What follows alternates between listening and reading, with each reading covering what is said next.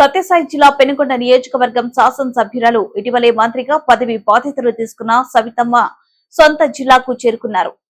సవితమ్మకు Bengaluru airport లో ఘన స్వాగతం లభించింది.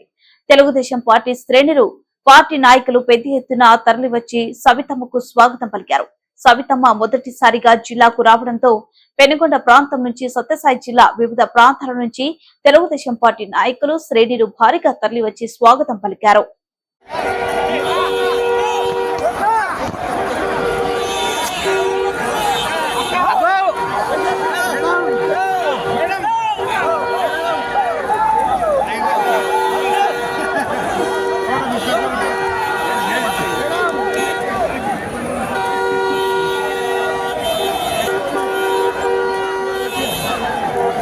Dia buah.